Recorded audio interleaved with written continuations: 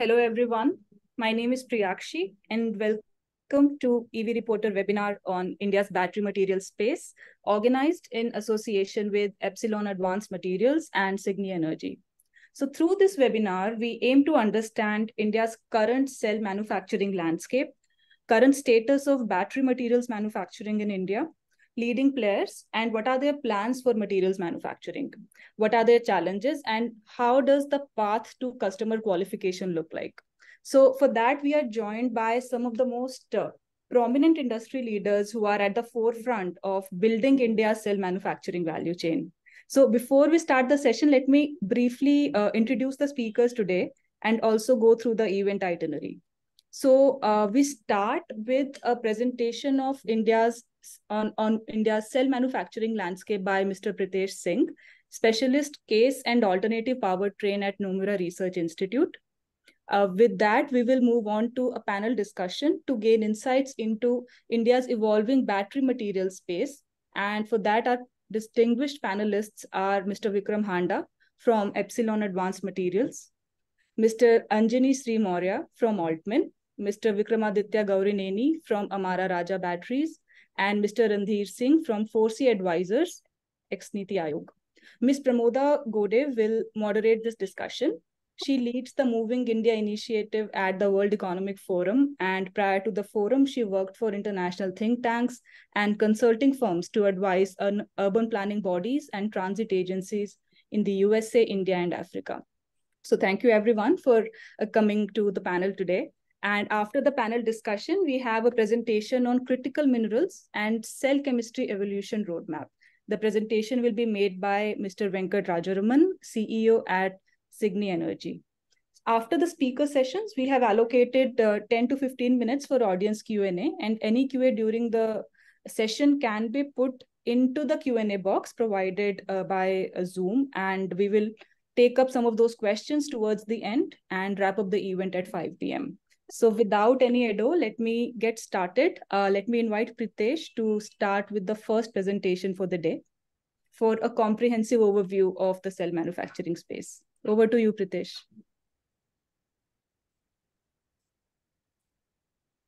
Thank you very much, Priyakshi. Is my screen visible, Priyakshi? Yes, Preetesh, please go ahead. Okay. Yeah, thank you very much, Priyakshi, for organizing this webinar on India's battery material space roadmap to customer qualification.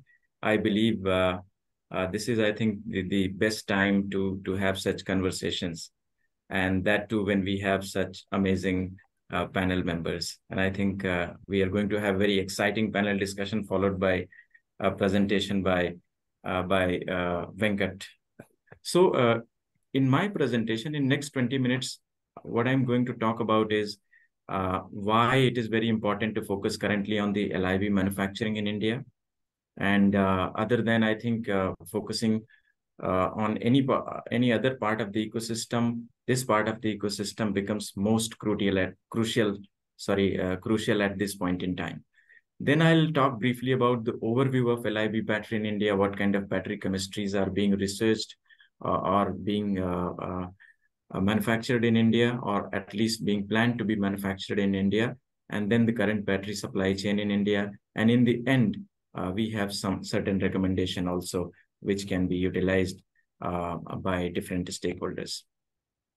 To begin with, as I talk about why the policy related to PLI, related to advanced chemistry cell or cell manufacturing is most important in India, is that we have other policies like FAME or the phased manufacturing program, which has been running, which has mixed responses, which has enabled industry development in certain way.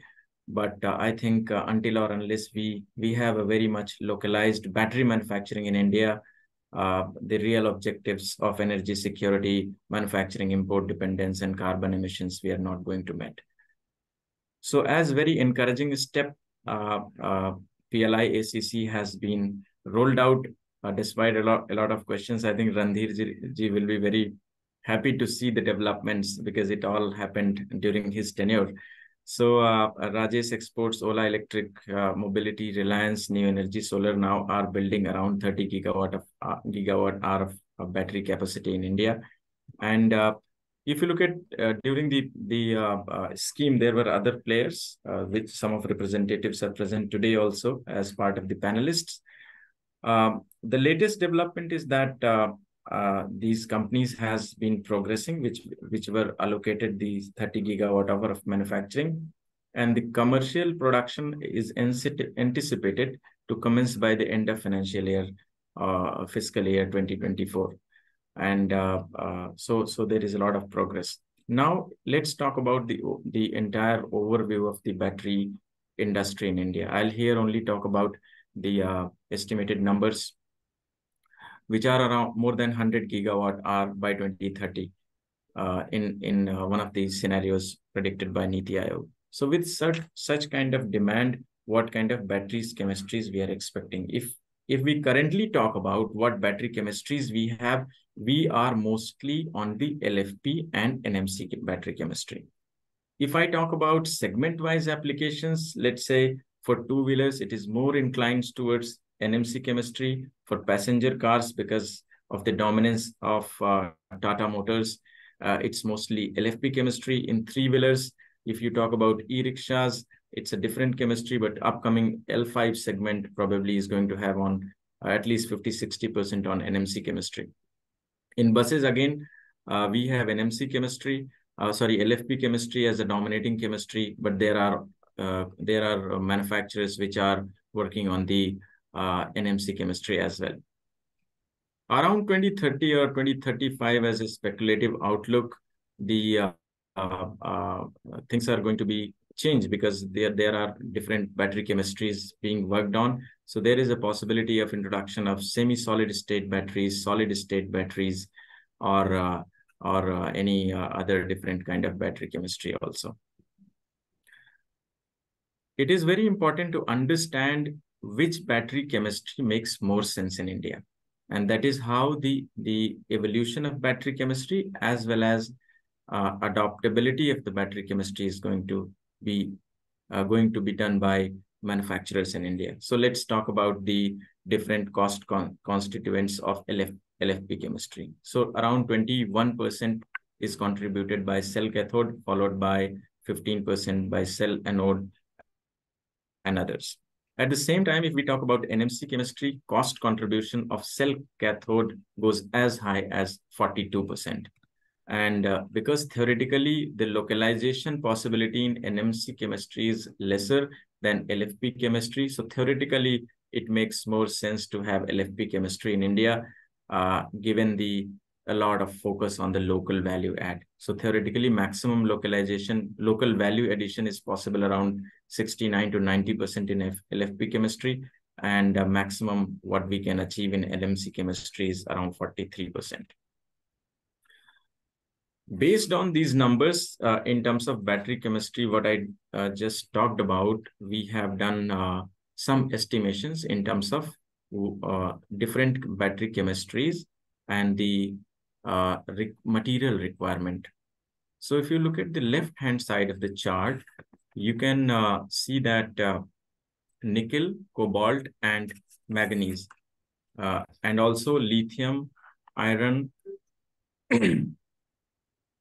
phosphate on the right-hand side of it. So if you look at the raw material like nickel demand for lithium-ion battery, which is expected to be around 15.9 kiloton by 2030 from around 0.6 kiloton at this point in time. And in 2026, you will see these numbers to be around 5 kiloton. So this is how the entire movement in terms of the material is going to happen in India. And because of the criticality of nickel, cobalt, and manganese, the momentum is going to be around too much, not actually too much increase because of the shift even in the battery chemistry, what we are in the NMC battery chemistry. So you will see the NMC chemistry share India, which is expected to either reduce or replaced by advanced NMC 811, which uses lesser nickel. Hence, demand of nickel, cobalt, manganese, and LIB are not likely to rise very exponentially by 2030. With LFP likely to be the major chemistry, iron as raw material would reach around 74 kilotons and phosphorus around 42 kilotons. Moving on, if you look at in terms of the anode raw material requirements, then anodes are basically the primary graphite based for LIB cells. And silicon doped graphite will improve efficiency are expected to increase share from current level of 30%. Silicon graphite anodes consumes lower quantity of graphite. So there is going to depend, because we have a very high estimation in terms of battery requirements in the mobility segment, the passenger mobility segment, electric mobility segment.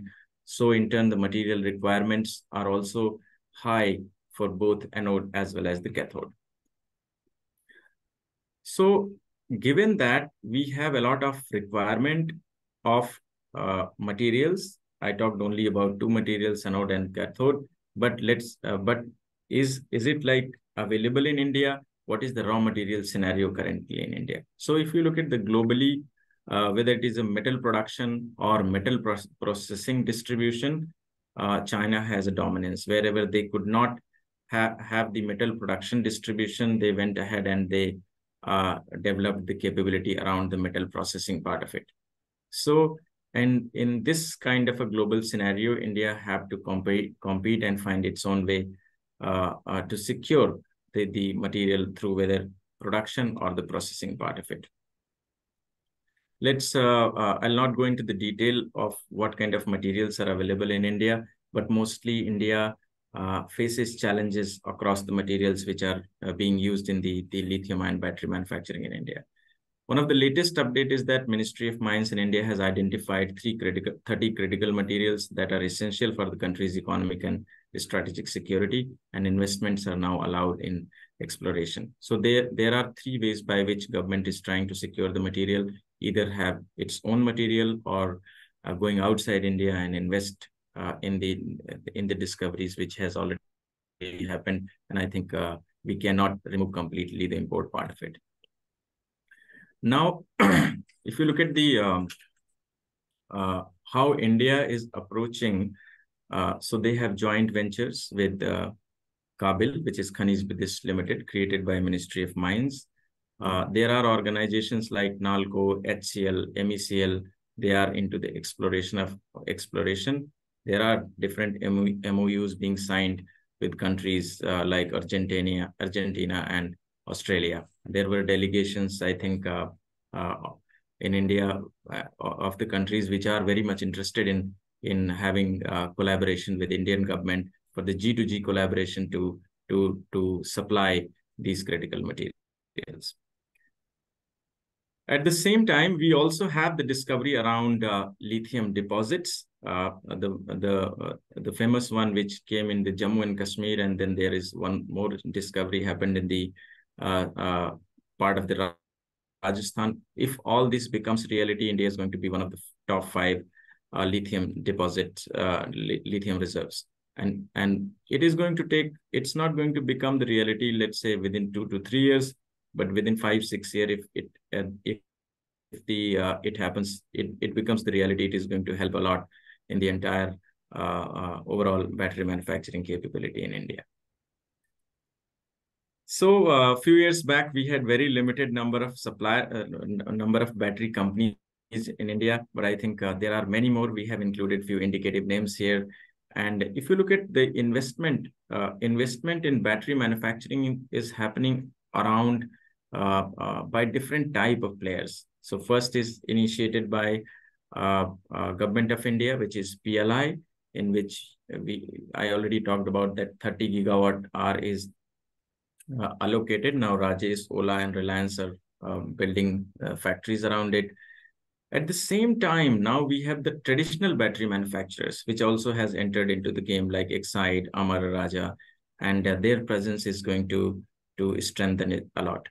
And then we have non-traditional battery manufacturers, right? Mahindra Group, Tata's, JBM's also coming up with certain level of capacity in India. And startup companies which are innovating, for example, companies like Cygni, they also give a lot of hope. So there are 4 or 5 types of companies which are very active in this domain. So probably in terms of the announcements of battery capacity, we are going to see different kind of factories. Some of them are going to be mega scale, some are going to be on the smaller scale, but there is going to be mix of companies, which is a very positive sign for it. Now, if you look at the different value chain of this value chain of battery manufacturing in India, you have even at least there are announcements, investments, aggressive plans by anode, cathode, electrolyte, and separator manufacturers in India. I'll talk about the stage on which these companies are at this point in time. Then there are cell manufacturers, there are companies which are working on the cell manufacturing, and obviously we already have the pack assembly manufacturers in India. So with this, if it becomes reality, the situations like this is going to change significantly in future, and we definitely are going to see some of the players from here coming as part of the list of the global manufacturing capacity. So now I come to the most interesting part of this talk, because the entire webinar today is focused on this. So whether we have manufacturers of anode, cathode, electrolyte, or separator in India or not, or what is the current stage of the industry, because until or unless these manufacturers are not there, cell manufacturing can definitely become a reality. But if it becomes a reality with very heavily dependency on imports, probably it's not really solving the objective. But yes, the good news is that across anode, cathode, electrolyte, and separator, there are companies which are exploring the opportunity and coming up with the investments. Now I'll briefly talk about the status of anode manufacturing in India. As all of us know that Epsilon, Himadri, and HEG are very actively working in this domain. Let me briefly talk about the key considerations for anode manufacturing in India. First is approval from the global battery manufacturers. So potential anode manufacturers in India, they basically initially try to get approval from global supplier, mainly, because of the scale.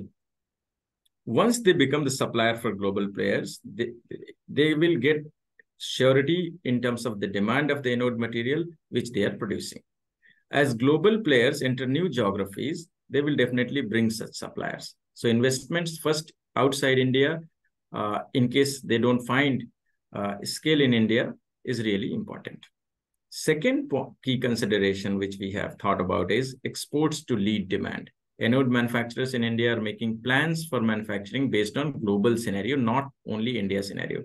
India lacks on 2 fronts, right? One is the proximity to the resources, and second is the surety in terms of the demand, because we don't have any quantitative targets by what time India is going to convert to how much across the vehicle segment. Then the domestic demand for local cell manufacturing companies is expected to be take at least 2-3 years from now. As the trend in other industries are there, Indian anode manufacturers can be favorable. Every OEM is looking for China +1 policy. So there is a very high chance for anode manufacturers in India. And obviously, if it is competitively priced. On the right-hand side, you can see the different plans and recent updates by companies like Epsilon. For example, Epsilon has produces Mesocoke 2,500 TPA capacity, pilot facility of synthetic and natural carbon, synthetic anode production of 100,000 MT, and natural anode production of 50,000 MT by 2030 has been announced, and investments has been made outside India. Now I'll move on the status of cathode manufacturing in India. If I compare with anode manufacturing status as well as the cathode manufacturing status, probably India is in an advanced stage of anode manufacturing. Cathode manufacturing is going to take a little more time because of the several challenges which India has. India offers and some of them are legacy challenges as well. For example, lack of clarity on demand. Now it is becoming a little more clear that which company is going to work on what kind of battery chemistry. I also talked about the estimations which we have done, but still there is unclarity in terms of which battery chemistry or what are the major battery chemistries India is going to have in future. So until or unless these battery chemistries are fixed, it becomes very difficult for anode manufacturers because it's different for different battery chemistry. Lack of government push and scheme. Now, when India decided to push for the battery manufacturing in India, entire push was on the battery manufacturing. And the considerations about upstream supply chain like anode, cathode, separator, electrolyte manufacturing, it's really the game between the suppliers as well as the battery manufacturers. So none of these policies are focusing on cathode manufacturing in India. Incentives are being provided to the cell manufacturers. So because anode and cathode manufacturing requires huge amount of investments, there is a requirement either at the state level or the central level or in any part of the policy making consideration for the push by giving incentives for the anode and cathode manufacturing also. The other challenge is lack of technical expertise, availability of raw materials. Now, cathode manufacturing has not been happening in India. So there is a very, very limited capability in terms of overall expertise of manufacturing, availability of talent pool, experienced organizations. So that also becomes a very big challenge. But yes, there are companies like Alox, BSF, Altimin. Some of them are present here today, so we will hear out them. For example, Alox has a patented technology to create cathode and plans commercial production in 2023 with 10 to 15 tons per day. There are a lot of challenges, but in terms of the clarity of the targets, they have it. I'll also talk about BASF basically has a different battery chemistry. So whether this company will find its way to India directly manufacturing or they realize they're one of the global bases is not very clear. But yes, there is a high potential that companies like BASF can play a major role in India. In terms of Altimin, they and ARCI have partnered to begin production of cathode materials for lithium-ion batteries in India. The organizations are planning to set up a pilot plant in Hyderabad with the capacity of 100 kilograms per day. Moving on, I'll talk about electrolyte manufacturing in India for the LIB cells. So these are very early stages of electrolyte manufacturing, but there is a growing interest from both domestic as well as the international players. Let me talk about the availability of different raw materials for the electrolyte manufacturing: salt, solvent, and additives. Salts from manufacturing electrolyte is locally available in India. Procuring the salt from local players may be a challenge due to local competition. In terms of solvent, there are solvents like EC, EMC, DMC. They are not locally produced in India and will have to be imported. Only commercial grade solvents are available in India. In terms of additives, they are also difficult to be manufactured locally and hence will have to be imported too. Even if we develop the manufacturing capability for electrolyte, we are going to have a certain level of import dependency. So if you look at the electrolyte supply chain in India, technology, raw materials, processing, and sales, there are organizations which are active in this domain. Moving on, briefly talking about the separator manufacturing in India. As you know, cell manufacturing is growing in India. The demand of separators will also definitely increase as other components. And it is also very, very important to meet that 60% value addition as part of the PLI scheme. And any other organization, even if they are not part of the PLI scheme, would like to have a certain level of value addition to be competitive in the market, because price eventually also plays a big role. So the key considerations for separator manufacturers are long-term demand contract, raw material supply impact of cell chemistry, wet versus dry processes of the separators. And companies like Neogen, Duramic, Entech have their own plans and recent updates, which you can see on the right-hand side of the presentation. For example, Neogen is planning to set up a manufacturing capacity of around 1,200 to 2,400 tons per day. They also claims to provide electrolyte samples to cell manufacturers and a capacity of 250 metric tons for pilot testing. Similar announcements are by Deramic and Intech as well. But definitely these things, the separator manufacturing is definitely going to take some time before it becomes reality. But until or unless anode, cathode, separator, and electrolyte are manufactured in India, India still will have to depend on imports, which eventually has to be removed as much as possible. So these are the status. Recently, we did a study with ASSOCHAM, and some part of the recommendation from that study I would like to talk here is that in terms of effectiveness of PLI scheme. So the current PLI for SCC will definitely help developing battery manufacturing capability in India. But government should also try to include smaller players. Obviously, there is a logic behind not including smaller players, but if there is a possibility, it has to be done. The current scheme mostly focuses on the local cell manufacturing. It does not focuses on the material manufacturing, which I talked about. So if there is a PLI scheme which introduces the other part of the value chain, mostly around the battery material supply, is going to be very useful to develop overall ecosystem in India, which eventually is definitely very, very important to make sense of movement towards electrification. Then there are some recommendations for EV supply chain and export potential, PLI for materials, as I mentioned in the beginning, and then focus on exports in other part of the world like Southeast Asia, LATAM, and MENA. And R&D investments are missing. In FAME 1, there were supports for R&D, budgets were allocated for R&D, but in FAME 2, we could not see that. So when FAME 3 comes or as part of any other scheme, government should try to focus on incentivizing R&D or funding R&D also. That's all from my side. I'll be present during the webinar, so I'm open for any kind of questions. Thanks, Priyakshi.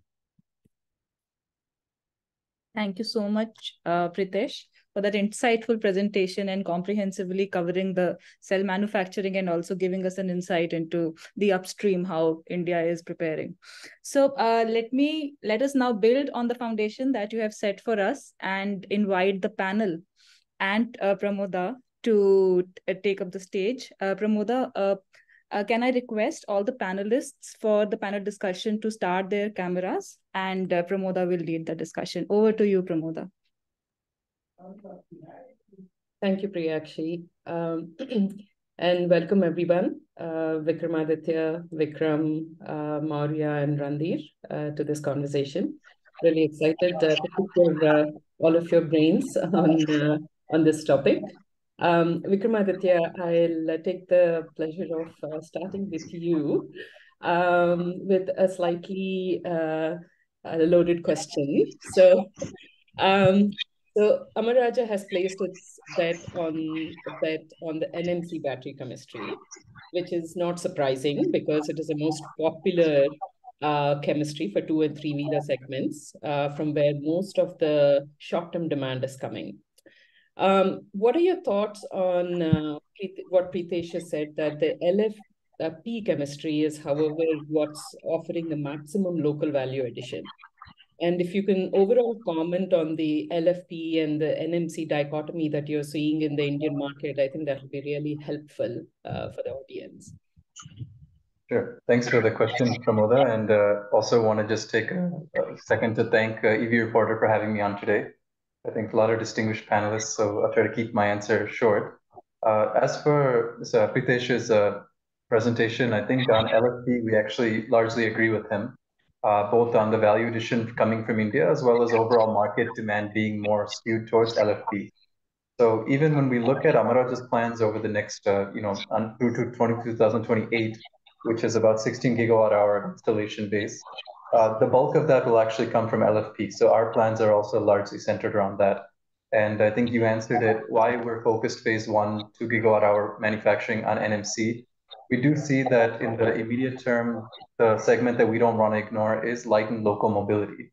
And so two-wheeler segment and maybe some other segments where it'll be a little less a dominant, maybe more limited, like three-wheeler, power tools, etc. But largely focused on two-wheeler for our phase one. And in that, I think NMC has a lot of innate advantages. It's both from an energy density point of view, but we also see in two-wheeler that LFP is also being experimented by a number of OEMs. So I don't think it's exclusive to NMC. On the longer term, I do agree LFP will be more dominant in India. I think if you look at the type of market we are a cost-sensitive market. We value, value for money. So cycle life and thermal performance will probably be ranked higher than range. And if you go to Europe and North America, there's more performance vehicles on the road. They tend to look more at range. But I think if we focus on urban mobility in India, range is less of a anxiety. And when you can home charge more easily, I think also setting up the type of charging infrastructure required for a larger vehicle segment also is not quite required. So I think I largely agree with that. And at Amara Raja also, we'll be largely skewing towards LFP as we build out our phase 2 and phase 3. Yeah. I think that's a very practical way of approaching it. Focus on NMC for the short term and then LFP for the medium and long term. My follow-up question to that is, how do you build resilience in your supply chain to accommodate for that technologies and changing technologies and preferences from the customers? How do you work with your suppliers on that? Well, I think firstly, there's no like silver bullet, right? This is not something that can be quick fixed or solved overnight. There are two aspects to this. I think there's the technical challenges, which I can discuss a little bit about, but there's also the non-technical challenges, which is geopolitical issues are there, as well as the, depending on the market we supply to. If we're trying to supply into Europe, for example, they have requirements around ESG, our carbon footprint. So there's other challenges that we have to face, but I think we take it in stride. I think the fact of the matter is, as much as we're all here trying to build out an Indian ecosystem, the fact is the Chinese have been proactive on this for decades, whereas we've only been at it for years.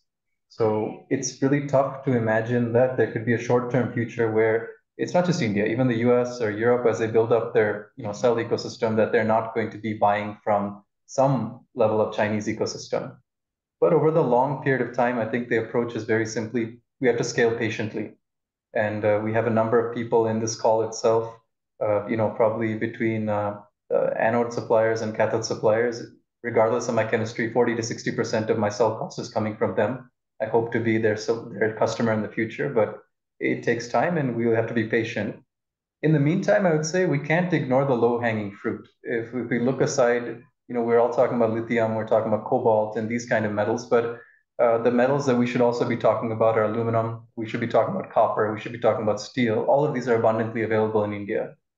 And we should be scaling it up. In fact, if you look at the larger ecosystem beyond battery, renewable energy, copper will be the single most critical component to make an entire clean energy mobility story happen. And because of the issues that have happened with the Vedanta plant, we are now a net importer of copper. So these are problems we should fix sooner than figuring out. We can't relocate mines, right? But we can actually fix these problems. The sooner we adopt recycling, and ideally if we adopt recycling from day one, over a longer period of time as a critical threshold of materials enters the country, we won't be as dependent on imports. So these are all important. I think we see a lot of good efforts already. What we saw in the presentation today, existing chemical suppliers are already moving towards making solvents and binders and electrolytes. So with us, we'll continue to work with all the different players. I think we have to take a two-pronged approach to incentivizing local players. The government, of course, can have policies, but even from a cell manufacturer like from Amara Raja and others, how do we, even if we have to pay a premium in the short term to local suppliers who are setting up in India to encourage that base to build up, that's something we have to do. And once again, just to kind of talk about this, if we focus on segments that make sense for us and electrify in a strategic, tactical manner, like light and local mobility, where it'll be more vehicles on the road with much smaller battery sizes. 2 kilowatt hour battery for a two-wheeler versus a 30, 40, even up to 100 kilowatt hour battery for a larger passenger vehicle. I think we can get a lot more mileage out of it. So if we focus where we can have smaller pack sizes, urban mobility, less material requirement, these will be good. And to the second part of your question, I think R&D is very important. Lithium is going to be required for certain applications, but it's not going to be required for all applications. So we don't need to make lithium-ion chemistry ubiquitous across battery segments. There's things that we have to use lithium for, and where we don't need to use lithium, we should prioritize India-friendly alternatives, where the supply chain is more India-friendly, more India-accessible. And maybe we have some things in the works like sodium chemistry for stationary storage. There's a number of options that we can explore. Yeah, thanks, Vikram. You raised a very pertinent point about R&D, and I think that's where I'd like to pull in Mourya. With Altman's relationship with ARCI, they've built a beautiful blueprint for a PPP model in this particular sunrise sector. Mourya, can you reflect on this journey and what your experiences have been in setting up this partnership, and how have you gone about setting up this R&D and the production facility? So, thank you for having me. Unlike the existing battery companies like Amar Raja and others here, we started off as a simple idea to get resources to cater to the Indian industry back in 2018. And when we started this, we were approached by ARCI. Until then, we were unaware of the fact that they exist, like many other institutes. So once we started working with them, we realized, there is potential here, and we became partners by supporting them with the raw material supply, which even today we have, and we're looking to upscale to that capacities. So we supported them, and once the technology was developed, we said, why not, take the technology and scale it up. We've got the technology about 550 kilograms per day. Currently, last week we inaugurated a 100 kilogram per day capacity here inside ARCI, inside the incubation.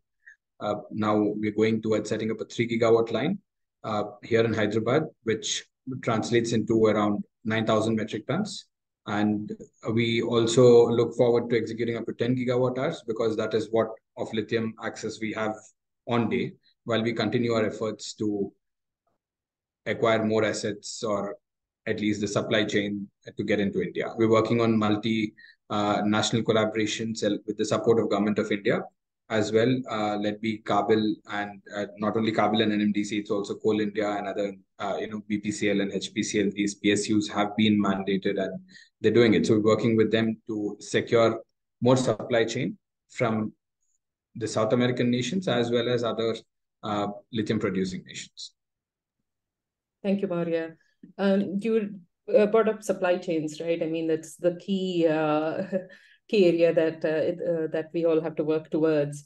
Vikram, Handa, question for you. You set up a facility in Karnataka most recently, and you also announced another manufacturing facility in the United States. Can you speak a little bit about what were your main factors that determined where these investments went? And were any key relationships or very key supply chain relationships determined where those investments went? How do you go about evaluating where you need to set up these facilities, or where you can set them up? Thank you, Pramoda. So from our point of view, we would like to be either closer to the raw material or closer to customers. Anode facilities, you need a certain scale when you set it up. A 50,000 ton plant can cater to 50 gigawatt hours. We are looking to set up a 100,000 ton plant in India. Now in India, there is no single customer that is going to be 100 gigawatt hours for a long time. So we look at setting up closer to our raw material. So today in Karnataka, we are already producing a coke, which is the anode precursor, and we sell that to Chinese anode makers. Now we are further going downstream and converting that coke into graphite, synthetic graphite for lithium-ion batteries. So the idea of Karnataka was to be very close to our raw material source, and we are able to create a very huge integrated complex using renewable power, a lot of circularity in our byproducts, which is very important from a customer point of view, because it's not only what you make, but also how you make it, right? Coming to why we have chosen to go to the US, because in the next 3 to 4 years, we look at the main market being the US. We see India being a little slow, where everybody is taking their gradual steps of, and that is the journey to be taken. I think it's very challenging to jump to 10 or 20 gigawatt hours unless you're a very established player, like some of the Japanese or the Koreans. So you have to go, there's only one path, and everybody has to follow that path of scaling up and learning. So this journey that Indian customers are going through of 1 gigawatt hour, then 5, then 10, I think after the 1, you will see exponential growth, hopefully, with bigger modules being set up. So we look at setting up, and if we keep waiting for this Indian market to go down this journey, we as suppliers will never set up, because we need a certain scale first to make sense for us also. So we look at building in India for the export market to start off. So when we start off in 2025, we want to export to the US mainly, to big auto OEMs, Korean cell makers, and then build a facility in the US, localize for them, and then make India for India. So when these customers are buying 1,000 tons, we're supplying them. And when they're buying it at 10,000 tons, also, hopefully we're supplying them. But at 1,000 tons, we can give them a cost competitive price, which would not be viable if we didn't have these other larger customers that help us build facilities. So the idea is to first build in India, but cater to the rest of the world, and then localize for these larger customers outside India. That makes total sense. And I think Preetesh also made a similar point in his presentation. Randheer, I'd like to come to you on this. And I mean, the lack of clarity on demand is making Indian businesses desire to look at the export market for the short-term demand. What is the Indian government's stance on supporting exports of battery materials and cells until this local demand stabilizes and becomes more predictable? I mean, are they taking any proactive steps in promoting them? How is the government looking at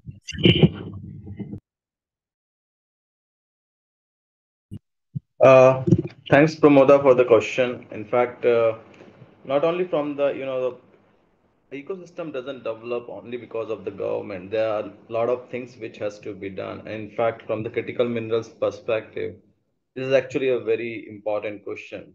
In fact, developing a self-sustaining material value chain for critical raw materials, this is very strategic for the countries like India to ensure energy security and, of course, promote the domestic industries. We already heard Vikram about the Vikrams, in fact, and also in the Preetesh presentation, how much it is important to have, the local supply chain from this perspective. In fact, there are a few points which India has to do, not only from the government perspective, but also from the industry perspective. Like first is the diversification of the supply sources. We have to really focus on diversifying our raw material sources by exploring the in-house as well. That means the developing the domestic mining operations as well as establishing partnerships with the resource-rich countries, which of course includes the USA. The critical minerals agreement is one aspect which I would like to point it out here, wherein we have to put our efforts to get it signed. We also need to reduce our reliance on a single country for supply. India can actually mitigate the supply chain vulnerabilities by following these two things. The second is also the domestic mining and the extraction. We have to invest in the research and development to identify and exploit the domestic mineral deposits. The third is the R&D and the innovation. We need to develop the technologies for efficient mineral extraction, processing, and refining. Very, very important. In fact, investing in R&D, this is going to enable India in optimizing the use of available resources which we will get from the mining. The fourth part, which even Vikram from the Amaraja also pointed out, is the recycling and the circular economy. We have to establish a robust recycling ecosystem to recover the critical minerals from the discarded batteries. In fact, what we are seeing is next 1 year down the line, there will be battery in the gigawatt hour level range, which will come out. It will also include the electronic waste. So the circular economy approach can reduce the demand, in fact, for the virgin resources right now, which we don't have. Next is the strategic partnerships. We have to collaborate with other nations, international organizations. Next part is the refining. this infrastructure requires a lot of capex investment, and that is where the government intervention actually has to come. If India wants to move up the value chain, reduce its dependence on external refining centers, we need to have the investment and incentives in this particular area. Human capital development is also one area wherein, of course, already there is a lot of movement from the education and the training perspective for the skilled workforce, but we still need to do a lot from the upstream perspective when it comes to the mining, mineral processing, and the related technologies. Yes, very specific policy part, we have to create not only the incentive but the policy environment also that encourages domestic mineral production. The current one, I think just 1 month back, when the notification came that the domestic companies and the private investment is now allowed in the critical raw materials mining. That's a very, very good step. Further steps we need to see to build the viability gap. We also need to work in the critical raw material side from the strategic stockpiling perspective. We have to establish the strategic reserves for the critical minerals also, so that we have a cushion against the supply disruptions.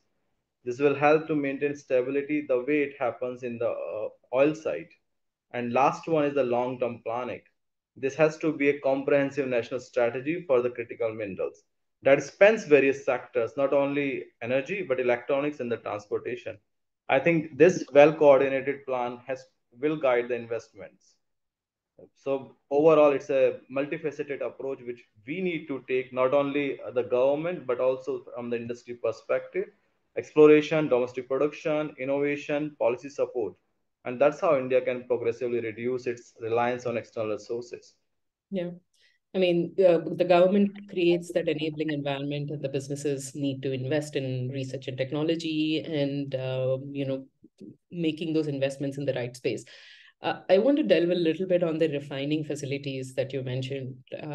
It's well known that some of the critical raw mineral deposits are spread out across the world, but refining facilities are further concentrated with one country. And I think that offers an opportunity as well, which is high capex.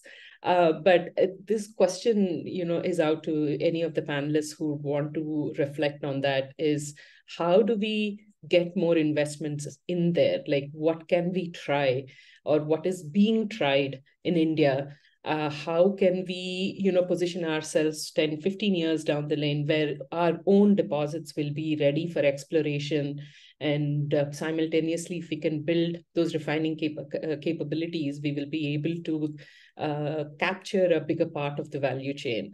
How should we think about it? What are the early actions that are required? What enablers need to be put in place? So, Pramoda, maybe I can take this up also.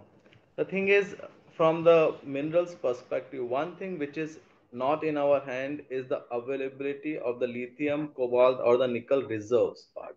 This is not in our hand. Of course, GSI is working on it. We have this about 5.9 million tons, but it is at the G3 level right now. We don't know how much it will be once we reach at the G1 level, which is again going to take minimum 3 to 5 years as per the WTO procedure. But what is in our hands is the recycling part and the processing part also. The one which you already pointed out, it's one or two countries, in fact, now, if we consider the other materials also from the processing perspective, not only the anode, but other side also. Uh, the dependence is there of the whole world on these countries. In fact, these 2 to 3 countries, in fact, that is where the India can actually build in the resilient refining capability. In fact, we already have very good in the oil side, and the same plus uh, the refining part from the aluminium and the copper side also, and the same actually can be done in the other side also. Chemical industry in India is quite developed. In fact, we are one of the biggest competitor for the world in some of the minerals chemical side. Our chemical industry is quite developed. So that is where a lot of things can be done. But one thing is for sure, as I said, it's a capex intensive process, and plus we are not too late in this sector, but definitely we are late. The cost of this delay is the viability gap, because scale is already there with some other people, some other countries. To reach that scale, we have to do this investment. In the beginning itself will be, the costly, the output will be costly, and that is where the viability gap has to be funded from, the publicly available resources. Yeah, thanks, Randheer. Vikram, Handa, you wanted to come in, please do. Yeah, so I think it's important to understand how did China really do it, right? How did they develop this massive ecosystem in such a small space? Was it government funding? Was it private sector funding? So I look at the Chinese market and I say, look, there are two market leaders when it comes to cell, which is CATL and BYD. And because of government policy a lot, a clear policy that, look, EV transition is going to happen in our country. CATL and BYD were very clear on their roadmap. And with that clarity, they were able to go and talk to suppliers below, right? So today, I think the Indian government is very clear on their roadmap. Look, energy transition is going to happen in India. We have talk about FAME 3, which will also push it really ahead. So this is where I think cell companies need to come into the picture and really engage with suppliers. I look at just in our industry, graphite anode suppliers in China, and I'm talking about a 10,000 or 30,000 ton facility in India, and they're all 300,000-400,000 tons each, and I can name 10 of them, right? And they all started off because CATL clearly came to them and said, look, this is my plan for 5 years. I'm going to grow like this. You start planning and you start growing. So that kind of, say, relationship, unfortunately, is not there with Indian cell companies because they're also just building their roadmap. Hopefully, in a year, they will have a lot more clarity. What is their 5-year plan? And then they should really engage with material companies to say, this is my roadmap. You go invest. Now, where the government can help in this is, if this is a sector that's very important to them and they're subsidizing FAME and these other downstream industries to develop, they have to also give some gap funding to this battery material space because it's very high capex, like Randheer said. So if you're investing 5,000, 10,000 crores into anode cathode plants, it's very difficult for entrepreneurs to go invest, or even startups for that matter. So that's where government can say, look, we are willing to take some risk for you to get funding, but it's up to the individual or the company to succeed on their own, make the material, compete, get into contracts. So the government can do certain things in the background, but it's more like the downstream players that need to engage with the upstream players and make sure they develop. Yeah, Vikramadithya, do you want to come in and comment on how you engage with your suppliers, on how you qualify them for, anode material, cathode material, separators, electrolyzers, and how is this journey looking for like you, and how does it look for the supplier as well? And then how do we build in this agility in that, as Vikram Handa was suggesting? So the material qualification for our suppliers today is actually quite elaborate and intense. The important thing is, as much time and energy as we put into our manufacturing process, it's equally important that we get the right suppliers on board, because I wouldn't say that, lead acid is a superior chemistry, but it's a less sensitive chemistry. So even if we're not getting the highest grade material into our lead acid battery, the end product is still performing relatively okay. Lithium is a lot more sensitive that way. And especially you have active components, you have passive components. So active material, two of the people are represented here. And the cost in the cell, the performance in the cell, everything can really be drastically different if you don't get a high quality supplier. So with that said, it takes about 9 to 24 months in order for us to qualify a supplier into our ecosystem, our base. And that's something that we are trying to bring down, right? The more ready that the supplier is to supply and give different batches. I think we're also grappling with a challenge as we try to reduce dependence on the existing ecosystems of China. You have a mushrooming all over the world of different, startups and suppliers that are coming, starting from scratch. That means maybe not having the same 10-year plus track record, but that's something we still need to entertain, and we need to ensure that we support these people because they're going to be the more dependable suppliers in the future. Consistent quality over a long period of time can only be established over a long period of time, unfortunately. It's not something that, as much as we'd like to, you can't cut that down. But beyond technical compliance, what I also mentioned, depending on who the end customer is, we have the how do we grapple with geopolitical realities that are not in the control of a private player like myself or any of the other panelists? How do we also contend with the fact that if I need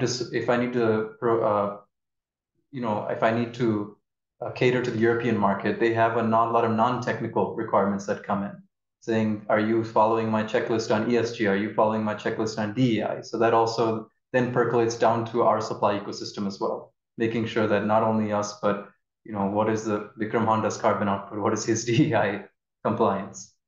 But I think all said and done, we need to definitely spend a lot more time making sure that if we want an Indian supply eco base, Indian companies need to start buying from each other to start with. And if we can't, that means that we can't be entirely focused on cost alone. And at some level, somebody has to pay that cost, and preferably the government and not the end consumer. Yep.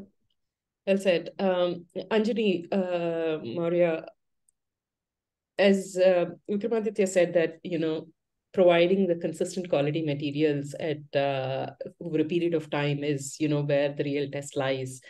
And I know your ambition is to scale from to a giga scale manufacturing level.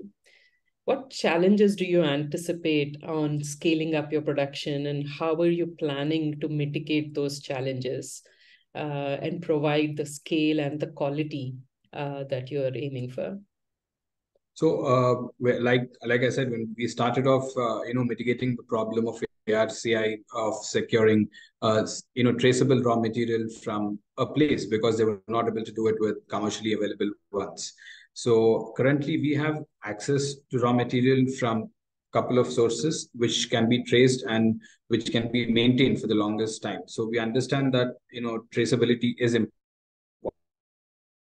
important, and the quality as well. While many of our competitors use about, example, 99.2 to 99.5% of pure lithium carbonate, we use 99.8% pure lithium carbonate, which also helps us reduce the input of lithium carbonate in it. And we are working along with the government of India through many of their PSUs to secure more supply chain, while we are also talking to a couple of companies to set up refineries in not only in Australia and elsewhere, but we're also discussing for lithium refineries in Brazil, where the material is found in huge quantities. And many countries that go unseen for such products is Peru. Peru and Chile also come in for other materials like copper. But yes, we are working with the government and also the local governments and private entities who have technology and who have already displayed their potential from the 90s and 80s to refine this spodumene into lithium carbonate up to pharma and lithium hydroxide up to nuclear grade. So that is what we're looking at. And other other raw materials are mostly locally sourced. Apart from the lithium used in our material, the remaining raw materials are locally sourced. And due to the new technology that ARCA has developed the process, we use different raw materials than the conventional process. So it puts us in a comfortable situation to not be dependent for all the other raw materials as well. Currently, we have about 10,000 tons access. That translates into about 10 gigawatt hours, while we're looking for more material to scale up. So research and development has given you the flexibility of innovation in sourcing your raw materials and expanded your opportunities, if I might say. Absolutely. And apart from that, I think we should not try to reinvent the wheel. And, I keep pushing for India getting into refinery through PPPs in other countries, because if we keep reinventing the wheel, like Moil has done, because Moil know the technologies available outside Manganese Ore India Limited, but they still want to develop their own technology to refine low-grade manganese ore. So the same way, if we get into refining in other countries, we'll be ready for refining our own material when the time presents, while we can take our material to these sites and, validate the technology at a commercial scale before we start process here. Yep. Okay, makes sense. Vikram, Handa, globally, are the challenges on similar lines in scaling up production of anode material facilities? Is there anything specific in India, or what are the trends that you're noticing? The journey is the same. The journey is the same for a materials company or a cell company, right? You have to learn, you have to scale up, you have to optimize, you have to reduce wastage, and you have to meet performance. I think what Vikramadithya said is very true, because look, one is commercial and technical specs, but for a cell customer, the most important thing is material stability, because that really disrupts his process. So you have to mature as an organization to have those quality systems and be able to do these things at commercial scale. I can tell you a little bit about our journey in, let's say, the last 4 years. We were making coke, selling that to Chinese anode makers. They were making their own coke. A lot of that equipment was patented and designed and fabricated by us in India. So these aren't off-the-shelf technologies that you go to a licensor or somebody and buy it and just, put up the plant. In the last 2 years, we've scaled it up downstream to make anode material, where we were making 50 kg samples for customers, 100 kg samples for customers, and now we're making 500-ton samples for customers. So 500 tons is basically commercial scale. This is where a customer takes the material, puts it into his commercial scale production line, and then you get into these large contracts for a time. So what's good about this industry is that while it seems in the short term there's low visibility, but in the long term, you will always have visibility, because once the customer qualifies you and starts taking it from you, then you're in his supply chain anywhere from 6 to 8 years. He's not going to replace you after a year. But the challenge is to get there. The challenge is the funding to get there. So, this segment looks for a lot of funding, but people don't want to fund someone who's not sure of without a contract. But the point is, you need funding to get to that contract. So that's why I'm saying this gap funding or support needs to come in. And the US is doing that, for example, right? They're supporting a lot, but in India, that kind of thought process hasn't come. I think it's not lack of intention. I think it's lack of awareness. And a webinar like this is a great platform to put out, challenges in the whole supply chain for a country like India. I think from what I used to talk about a year ago to what I talk about now, people are a lot more aware. People understand, investors understand, customers understand, just analysts understand. So they're becoming more and more aware that this battery material processing space is a bottleneck and can be developed and needs support. Yeah, it's very heartening to hear that awareness is building just in the last 12 months, as you said. I'd like to ask this question to everybody on the panel here is, although you can build your own processes, which each one of you have done at your enterprise level, is there any systemic interventions that can be done? I mean, thinking of anything like a digital product passport that could help exchanging the data frameworks, or homogenizing how data is reported. And Vikramadithya, this can also answer some of the ESG concerns or carbon footprint that your materials or your cells and other procurement requirements that clients in US or Europe or other regions might have.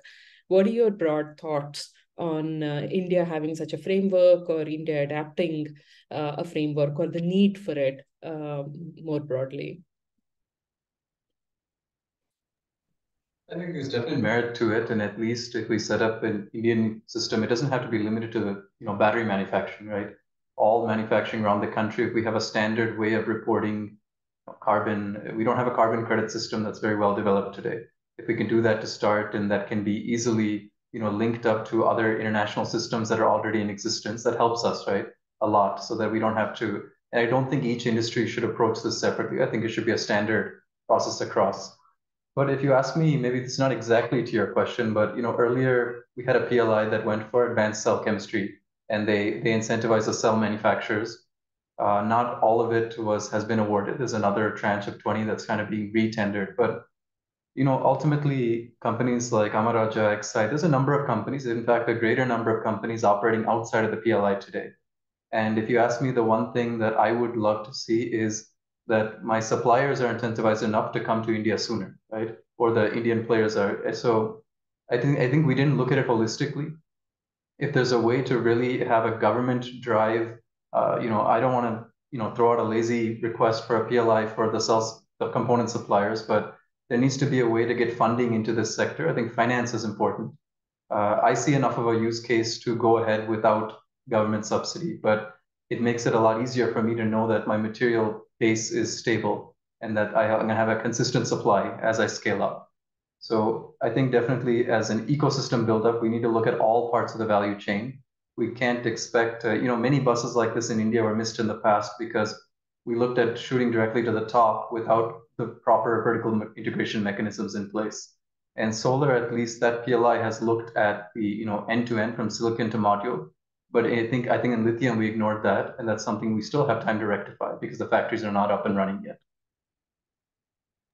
Randheer, would you want to comment on that? You were one of the architects of that PLI scheme. What was the thinking?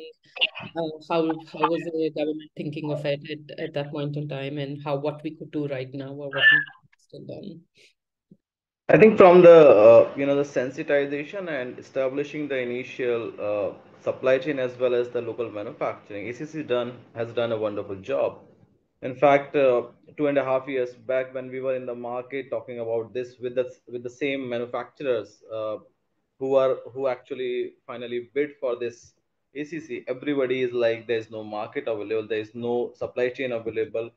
Even the localization level of there are only two milestones within this PLI. One is the after 2 years 25% of localization, and after 5 years from the program agreement around 60% of the localization. And all of them said the 25% is fine, but not in 2 years, but in 3 to 4 years.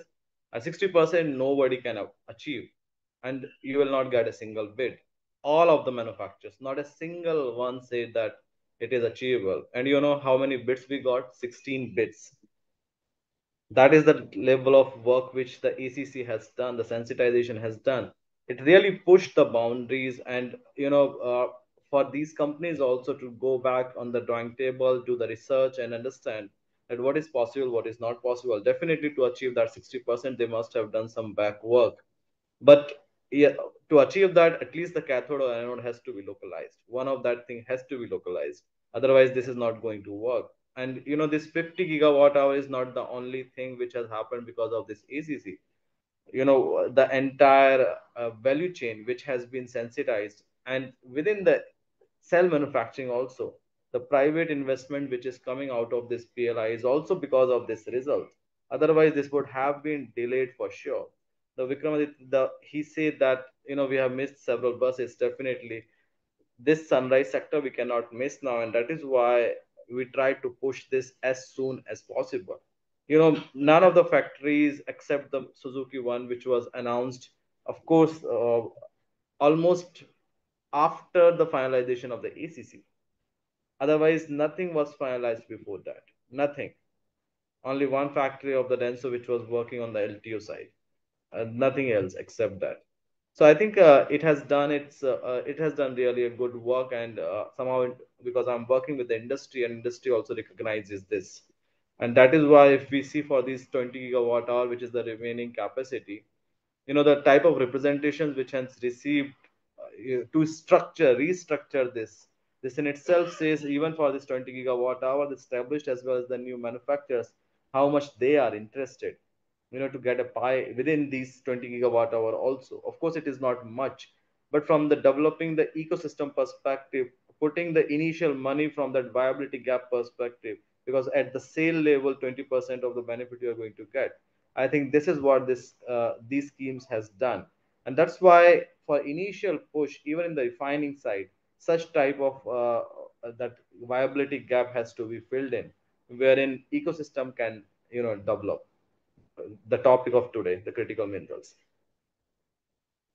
Yeah, thank you, Randheer. I think the critical element remains, how do we finance this? And I'm wondering if Mourya wants to chime in here, having just set up his facility and perhaps raised funds on this, how his experience has been, and broadly also comment on the support that startup are receiving in this area, given that, Epsilon and Amara Raja are the more established players in this space, but Altman is starting its journey right now. Mourya, if you're still with us. Yeah, I got disconnected for a while, but yeah, thanks, Pramoda. So we learned as we started. We didn't have enough information out in the market or anything. People like Vikram have been helpful and connecting us to whomever they can and help build the entire ecosystem. So while it comes to the government, the state government is limited to giving us incentives on basic incentives on land and subsidies and etc. But what we probably really need is incentives from the central government to lift the import duty on lithium carbonate, which is not yet produced in India, and give us certain soaps and import for equipment, heavy equipments, and also a PLI. I'm told last week that a PLI is in the planning for the component manufacturing.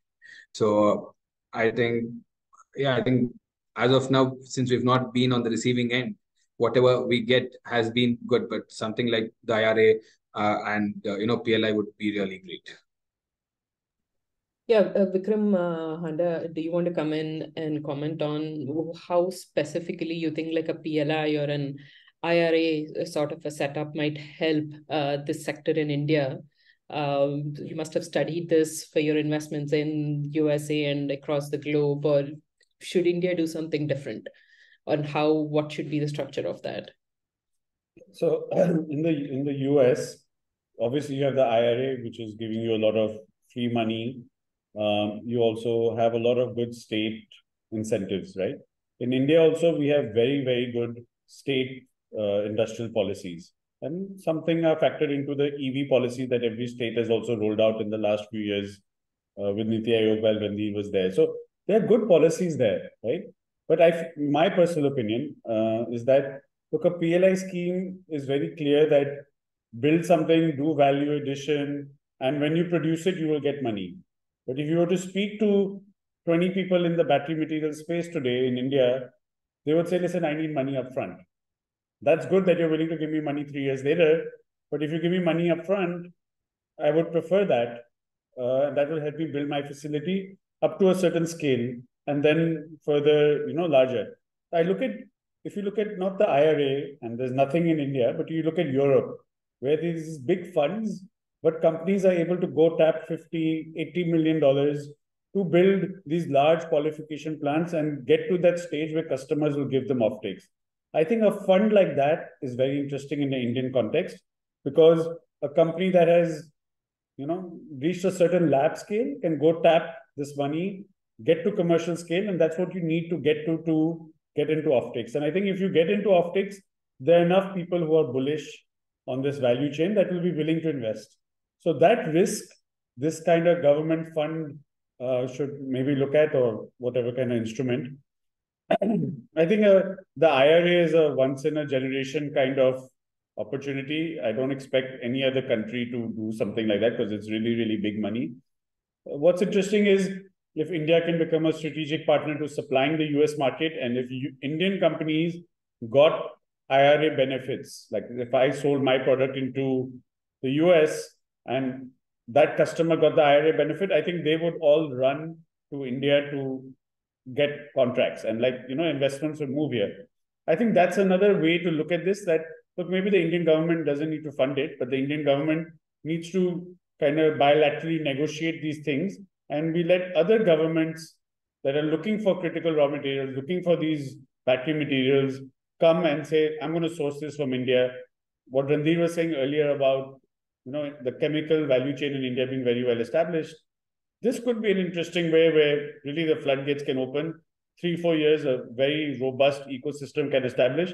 And at the end, it will benefit Indian players as well.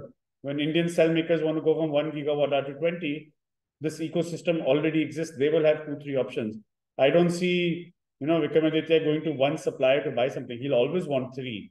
And if those 3 exist in India, that's better than 1 in India and 2 in China. We should have 3, 4 of everything at scale, commercially viable, to support Indian cell makers. Yeah, that's a very interesting thought, Vikram. I mean, kind of piggybacking on, other global policies as well, towards the same common goal. You also raise a interesting thing is that it's not just the national policies, but there's several industrial policies at the state level as well, which offer a lot of benefits. Vikramadithya, you've just announced, not just, but you've announced your investments in the state of Telangana. You could probably comment on, what support you're seeing, not just on the EV policy front, but, on the larger industrial policies, support from electricity and renewable electricity and other elements that, are probably not captured immediately in an EV policy or an PLI scheme, which is all a package that I'm sure you've evaluated. If you just comment on that. Sure, I agree with a lot of what Vikram just said. I think, maybe it's, I'll just say it out. It's when you go for these packages, a lot of the, mega projects and all at state government level, the way they look at it, a lot of it's more like you're asked to invest upfront and then there's a chance that they'll pay you back later. I say chance because we have seen many instances around the country where, change of government throws out agreements. There's no kind of consistency. Central government is generally a lot more reliable that way in India, but at a state government level, you're kind of going based on a faith agreement because we're investing and we're getting a reimbursement. So there's a capex reimbursement. So as corporates, I think a lot of the times what we do is we try to front load as much of the benefit as we can, making sure that at least the upfront investments like land, infrastructure and power, road, etc., that's something that's being given to us. So in terms of getting a favorable power rate tariff, being able to put more renewable energy into our products so that we're actually able to reduce our costs. But this is always has that risk that we're putting up our money up front, and then it's up to the government to kind of process that. And there have been many delays around the country, different states who are not able to, or maybe the packages they announce haven't been funded in advance. It's not that the money is sitting there in an escrow account all the time. So these are challenges that I think we anticipate to face, but all said and done, we negotiated the best deal we can, and we have to see how it plays out over the next 10 years. Randheer, do you have any thoughts on how the industry can tide over some of these challenges, or what are the other avenues to explore so that they can continue bringing investments into the space? I think it's more from the perspective of collaborations, wherein industry within themselves also needs to collaborate. From the requirement perspective, when we talk about even from the critical minerals perspective, even for the 50 gigawatt hour, if we are going to go for some critical elements, let's say procuring the mines outside, getting it refined here, this requirement is actually very, very less. So industry has to come together, and from the individual perspective, it's going to be so less that mines wouldn't be available for individual people. Even securing the supply chain at such a level would be very difficult. So industry has to collaborate, do the partnerships, and of course the interoperability perspective, which I always talk about. All those things has to come together, and this is where the work at the industry level has to happen. We have seen this happening in the Europe and now in the US. The people are coming together, doing the interoperability, having the standardized products in some or the other cases. This is what needs to happen here also. We cannot wait for long for the industry consolidation, and after that, all these things will be learned. And this is one learning which we have to get it from the West. Yeah, thanks, Randheer. We have a little bit more time. So we've talked about a lot of things, but if I can ask each of the panelists for one top priority for India to build the battery value chain and make us more self-sufficient, what would be that one intervention be, and what would your suggested strategy for that be? It can be from your own organizational perspective, what is a priority, or what should be the priority from the national perspective. It can be either viewpoint you can take. But if you can reflect on the most critical one that comes to your mind, I think that'll be interesting. I'll start with Vikram Handa. I think the most important thing that's needed is customers, because you cannot make investment decisions without customers. Now, it could be Indian customers, it could be global customers, but where can policy convince customers to engage with material suppliers so that they can make investment decisions? I think that's what's needed, whether it's a CMA with the US or it's some other policy in India for gap funding. I think forcing people to locally source is not the right solution, because you tie their hands behind their back. I think there needs to be a more thought out that this is why you should locally source, and it should be a win-win. No one in the value chain, not the customer, not the supplier, not the cell maker, should suffer. So I think that's what I would look for. Thanks. Vikramadithya, do you want to come in? Sure. I'm not going to repeat what he said, but I think that talent is the biggest challenge that at least we at Amara Raja are currently facing. And on this front, as a country, we tend to lose out because we're probably the world's premium exporter of talent. We've not been a great job bringing them back, and I hope that changes. But we're fighting for the same talent as everybody in the world, and this is not ready-made talent because most parts of the world are doing this for the first time. So probably the Chinese, the Koreans, the Japanese have a better kind of established talent base, but we need to make sure that we build out the skills required. We're making billions of dollars in investment in infrastructure, capex, and factories. We need to have the talent that can actually run these. So talent, and how do we build out the necessary skills as quickly as possible? Thank you. Randheer, you want to come in? Yeah, so I think the biggest challenge which we are facing is the traditional manufacturers still not sure to invest in this area. And in fact, when we see, whether it's the Epsilon, which is now investing a lot in the anode side, we have seen Mourya also coming up with the cathode facility and all, but we have not seen the existing deep pockets coming up, so big in this area specifically.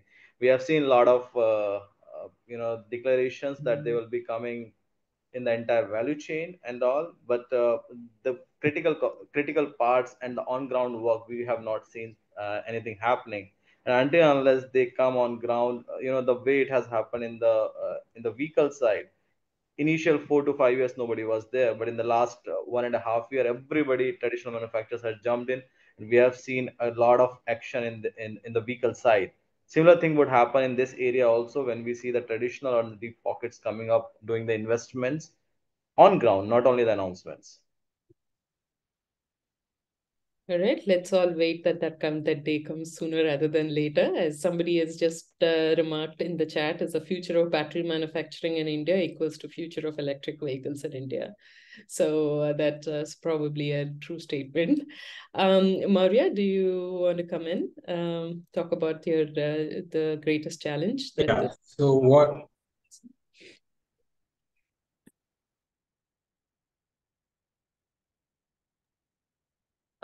Mourya, we can't hear you.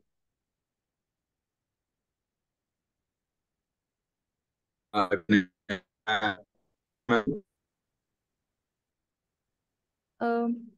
think he's having issues with the audio. I can see it fluctuating. No. Am I? You hear? Okay, yes. Now Am I audible? Yes, now you are. Please go ahead. Yeah. Sorry, I don't know why I've been having questions. But yeah, so what we would like to have is investor awareness and test facilities, because we suffer a lot while we make a material. I'm sure Vikram agrees that until we have proper cell facilities and all, we don't have a proper cell facility to conduct a test.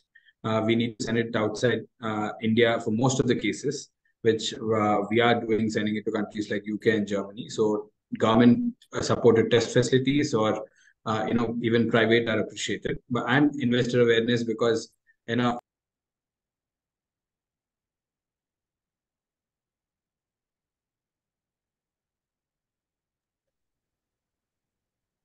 Mourya, you dropped off. You were talking about test facilities.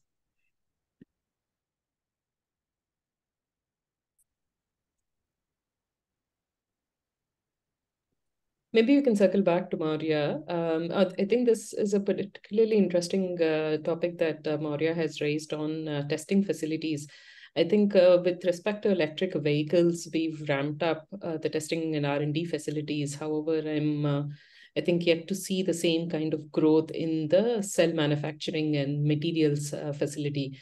More and more, it's coming to the realization that I think it's the metallurgy and the material sciences is where, I think the true innovation has to happen in India.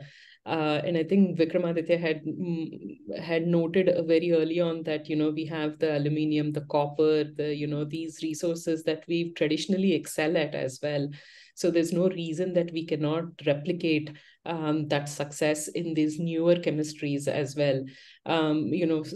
These sciences that were probably forgotten through the 90s and through the 2000s in the era of information technology and digitization, I think are rebounding, and I think they're becoming more and more relevant.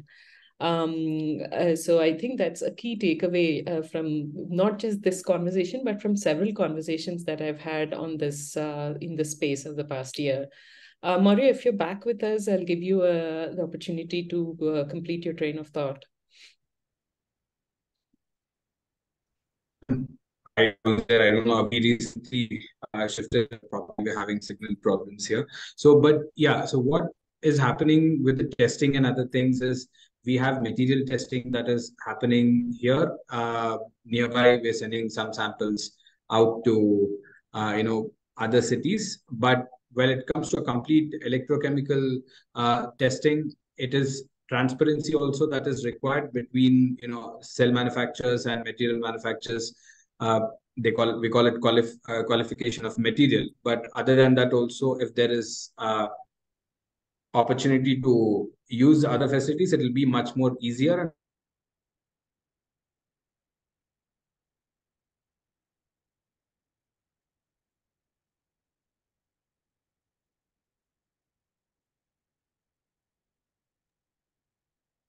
Okay, I think that's well noted. There is a significant opportunity for public-private and private-private partnerships in making this testing facilities more widely available and enable research and development in this area.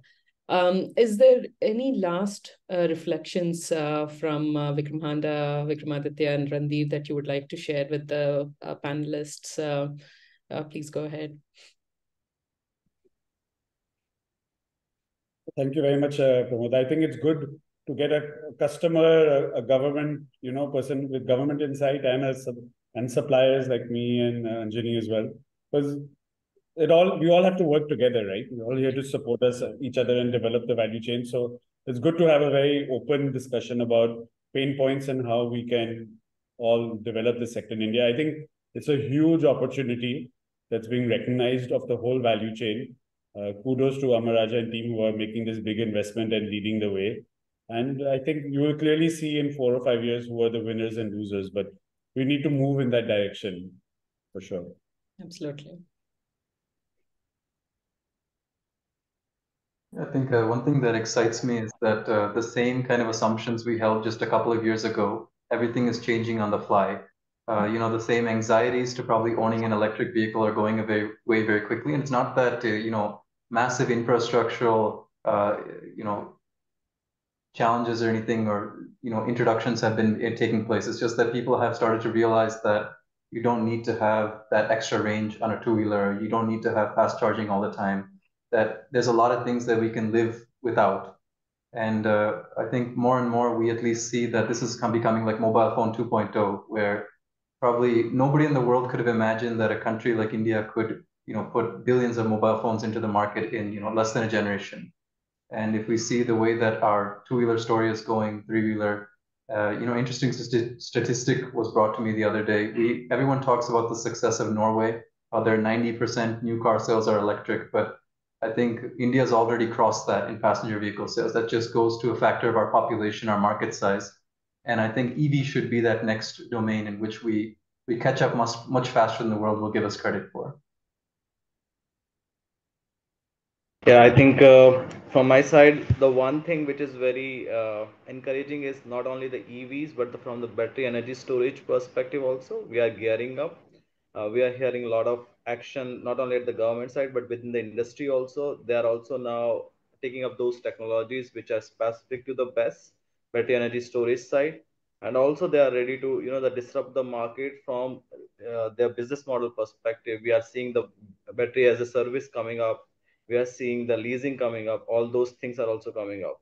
One still point which remains is the funding and the financing part at the larger scale. Of course, the buses have faced some issues because of the financing side.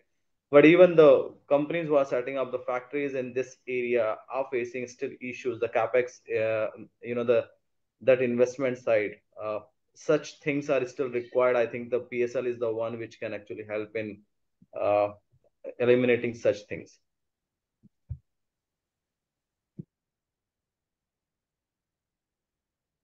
Mourya, go ahead. Before I get cut, I don't know why the Zoom is crashing apparently. So what I want to add is, the PSUs have been mandated to invest in every company in the ecosystem, but they don't have the direction in where to go. Like all the PSUs ranging from HPCL to Coal India looking at investing in the entire segment, but they are headed by gentlemen who've been in the other businesses until date and suddenly asked to diversify.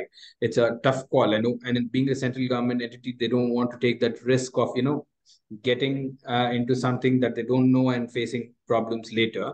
So I think it is from institute like Niti Aayog's side or the government side to give them a proper direction, not just a mandate to give. Because I was at a conference, I was back at the Indian National Committee of the World Mining Congress, and Coal India has been very expressive, and even the coal ministry has been telling that we are looking to invest in the entire system. There's no direction from the government, so you need directives coming, clear directives coming to such institutions that will enable funding, is what I think. Well said. So that brings us to a wrap. I think this has been immensely helpful. I believe a recording will also be shared with all participants after the event is done. So thank you once again. This was personally also very beneficial to hear from all of you. And I'll turn it over to Preetesh for the remaining parts of the webinar. Thank you so much. And thanks to all the panelists for sharing their views, the insights, and their perspectives. It was great to hear from everyone, from the policy perspective, from the component maker's perspective, and also from the cell manufacturer perspective. And it was good to have all the thoughts coming together and interacting with each other. And thank you so much, Pramoda, for excellent moderation. You covered a lot of points, and overall, the flow of the discussion was very, very good.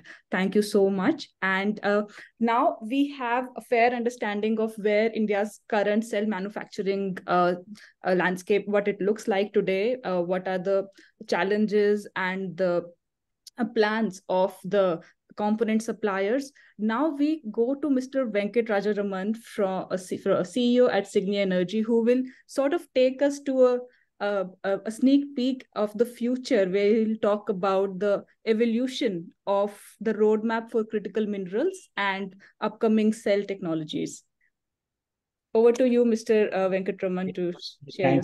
Thank you, Preetesh.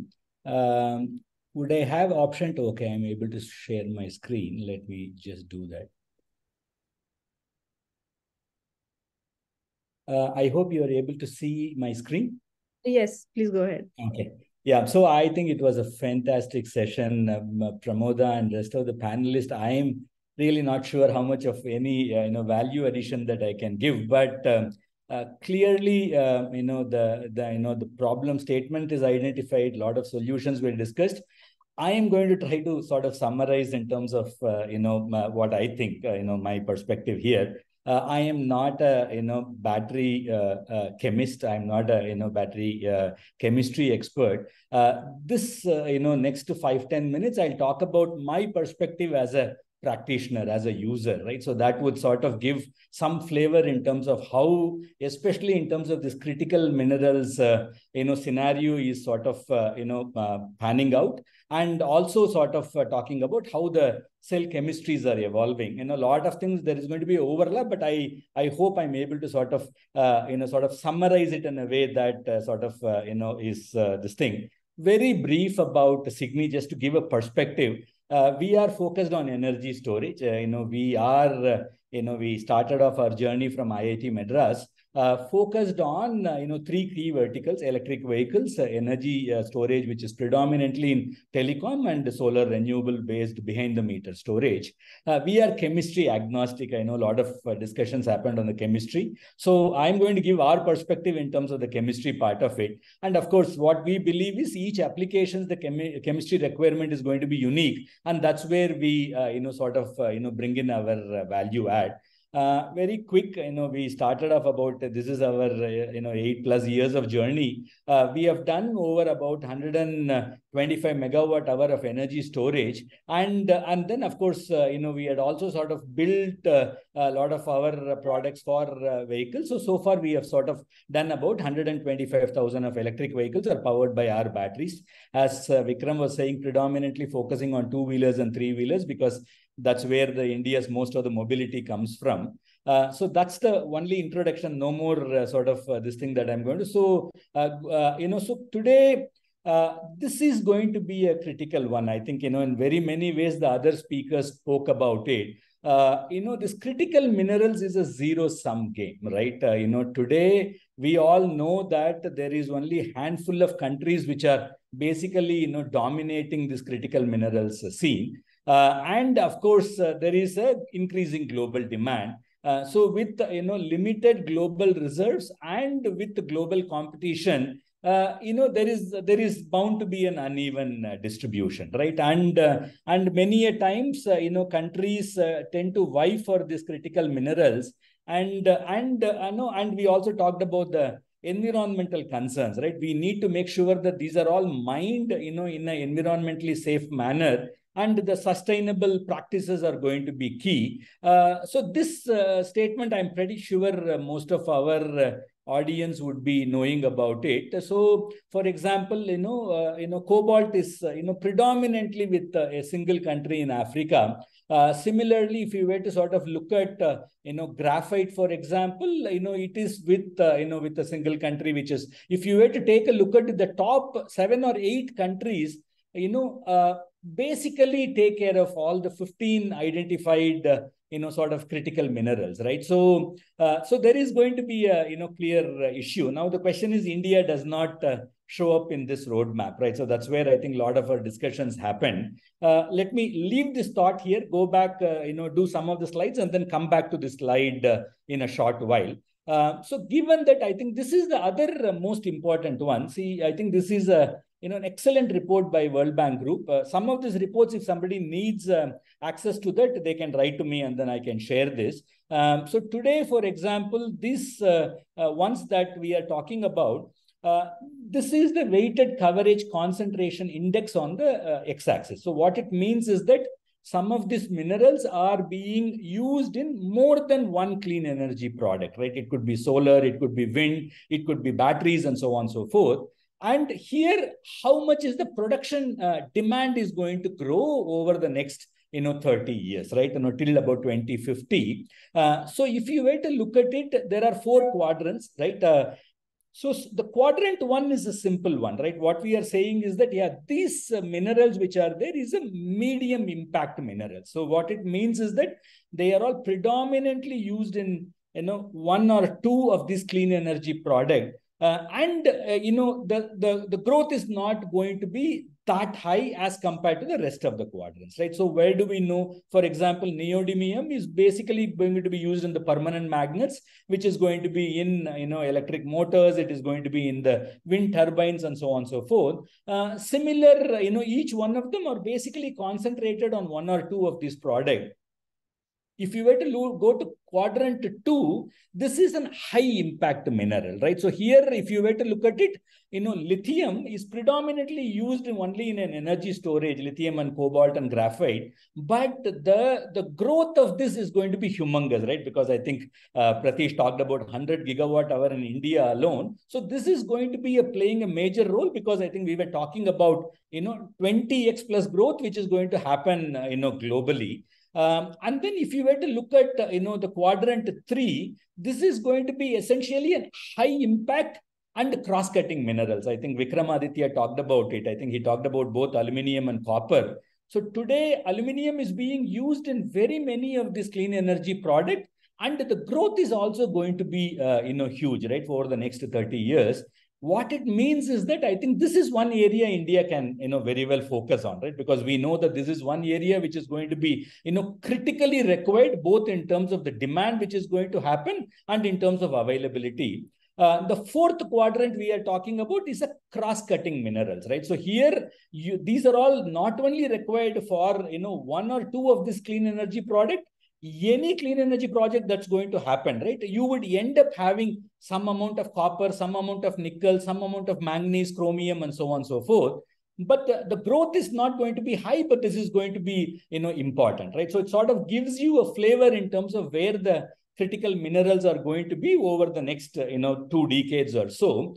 So this is, globally, right? So if you were to now look at the critical material availability itself, I think this has been discussed at length. I may not be taking much time, but the whole point here is, we all know that the nickel is coming from, one or two countries, one in Australia, the other one is Latin America. Similarly, cobalt is coming from, one country predominantly in Africa, and almost all the refining happens in China, right? So clearly, and the estimation that Bloomberg had done is, these minerals travel 50,000 miles, before you find ourselves in our product, cars or two-wheelers and so on and so forth. And of course, India is not yet on the roadmap. I do wish to see this slide maybe 2 years down the line and then see that, we are sort of focused on some of them and we show up on the map yet.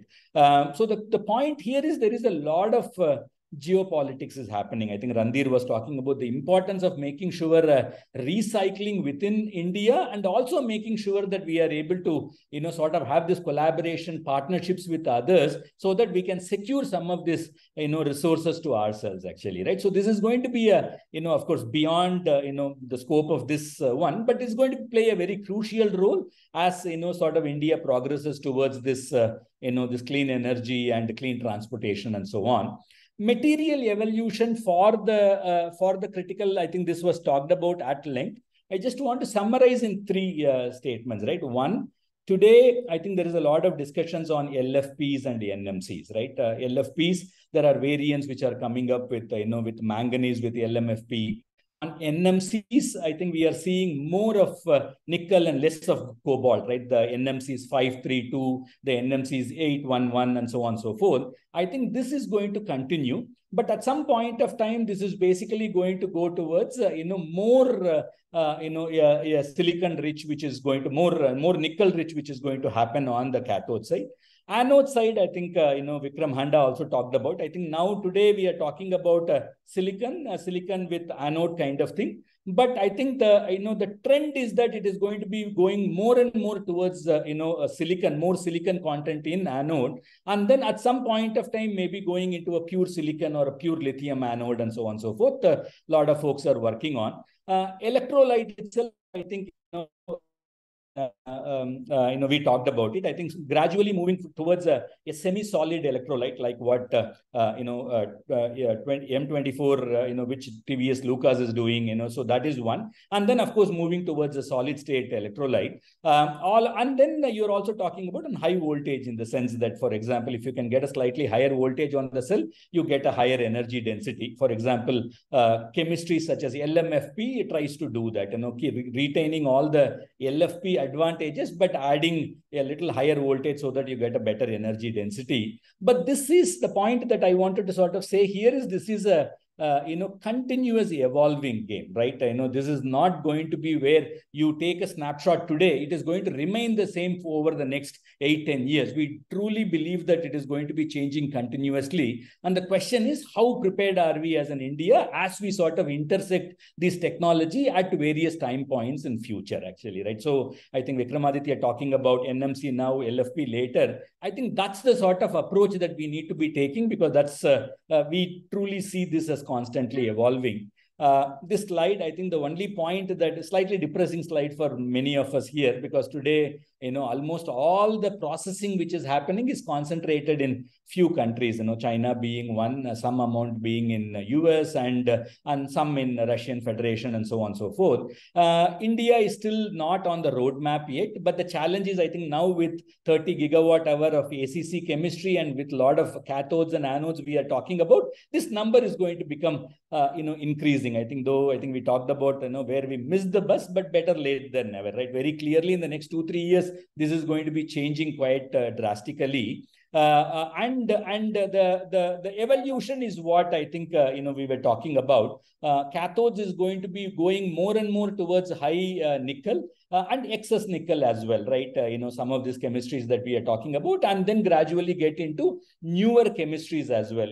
I think lithium, sulfur, and so on and so forth. Anode is gradually going from a low silicon graphite to a high silicon graphite to a pure silicon to a lithium metal. And in terms of electrolytes, it's basically going towards a more like a high voltage separator, the electrolyte, and then moving towards a solid state separator, giving more safety, right, which is a very important concern for countries like India, right, all over the world, but all the more because of the temperature vagaries that we see here in India. So this is the roadmap over the next, at least for 8-10 years. The question is, how do we intersect? Where do we do that? So I think that's the bigger question that all of us are trying to sort of understand and then find our own perspectives on this. Pramoda, I think, talked about this. I think we did not give enough importance to this. I think it's critical for all of us to come together to make sure that there is a traceability of the material which is being done. Traceability and sustainability of the critical minerals is going to be super important. Global Battery Alliance started off in Europe and now have over 150 organizations. They are trying to see how do we make batteries and both in energy storage as well as in EV, how do we make it sustainable?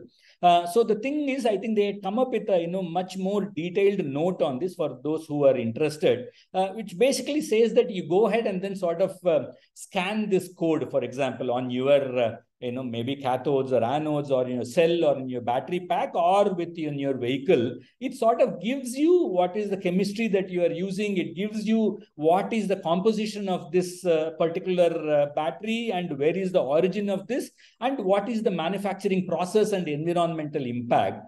I think it's important for us to adapt this early, right? Because this is important to provide transparency to both consumers as well as stakeholders. And this environmental and social impacts of battery cannot be understated, right? So I think it will be fantastic if, we can sort of promote it in a version of this. Maybe I think our system is unique, but we understand and then adopt in a way where all the stakeholders can adopt, which will go a long way. And of course, the last two slides before I wrap up. One about I think this was a very critical one that came about. India announced this this bill, which is an amendment bill for mines and minerals. So this happened last month. What it is basically trying to do is that it is opening up these mines for a private player, right? Up until now, that was not the case. And we have also identified 30 key minerals. I think Preetesh was talking about in his opening report. He also talked about this joint venture company, Kabil, that was created for this. Very important steps in the right direction, because these are all significant changes to our bill. This is focused on enhancing transparency and attracting foreign investment, right? I think we were talking about this IRAs and how do we sort of bring in other investments, and also streamlines a lot of this approval process as well. And then the plan is to establish a national minerals index as well, right? So that at least the pricing for many of the suppliers can be regulated in some which way. last slide, I think, so this is a sort of a snapshot till 2030. I tell you this snapshot, I am not sure whether, is this how it is going to be, but I'm just showing it to show how things are evolving. If you were to look at it, LFP as a chemistry, right? Basically, prior to LFP, you have this, LMOs and so on and so forth, which was predominant in the electronic gadgets and so on and so forth, but they have a very limited cycle life. And then, LFP started becoming dominant because of the most proven chemistry of all times. And then if you see here, the ones which are in gray are the NMC chemistry types, right? Again, starting off with 111, 333, 532, and so on and so forth, which basically indicates how much of nickel content that you have in a cell. Clearly, the indication is that you are going to go towards more nickel-rich cell composition, over the course of this decade. But that does not mean that LFP will go out. Clearly you can see that there is some segment of application which are going to be reliant on this high cycle life, high charge discharge rates, and making sure that it is safe. So in those chemistries, I think you would have a variation of LFPs, and then of course there are newer chemistries which are also sort of coming up, right? I think we talked about there was a CATL announced sodium batteries, and we talked about lithium sulfur. All of them, in my opinion, I think, but it is going to be dominated between LFPs, NMCs, and to an extent NCAs. NCAs predominantly because Panasonic supplying to Tesla earlier. But this is sort of the point is the cell technology is constantly evolving, right? As we sort of go through the way forward, I think the summarizing in terms of what I think this is predominantly how Preetesh spoke about. We need to have a demand assurance measures. I think we talked about this viability gap funding. Clearly, there is a need for this extended producer responsibility that got rolled out in a few months back. I think that needs to basically, this online monitoring and portal is going to be very critical, because that's the only way we can account for recycling of these minerals. Policy support is very critical. I think we talked about PLIs, separate PLIs for the components and so on and so forth. Financing, I think we have already discussed. I'm not going to touch on this more. R&D and technology, right? Today, we were, I think, talking about R&D in critical minerals, R&D for testings, R&D for, making sure that we are able to sort of test some of these technologies quickly. All of them are going to play a major role. But I think, this is my summary of all the discussion. Maybe I will, stop this one now. If somebody wants to get in touch with me, they can write to me. If somebody is interested in any of the reports, I'll be more than happy to share it through Preeakshi and then EV Reporter and then send it across. Thank you so much, Preeakshi. Thank you so much. Thank you so much, Mr. Venkat, for that insightful presentation. Very nicely done. And I, especially a couple of points, the way you summarized the last point, it was very, very helpful to get an overview of what we discussed and where India's battery space needs attention and where it's heading. So thank you for that. And I would also like to thank all the panel members who have taken time to answer a lot of questions in the Q&A box already. I can see answers from Vikramadithya, from Mr. Vikram Handa, Mr. Randheer, and also Mourya. So thank you so much. That makes that saves a lot of time and also makes our job easier. So I think we're almost on time. I will see if there are any open questions and if any of the panelists are so the questions are on the panelist screen. If there is any, I think a couple of questions that are currently open have already been covered during the panel discussion or the presentations. But if there is anything else that any comments or any questions that any of the panelists wants to take, I think we have last 4 or 5 minutes. They are welcome to do that, and then we'll wrap up the session.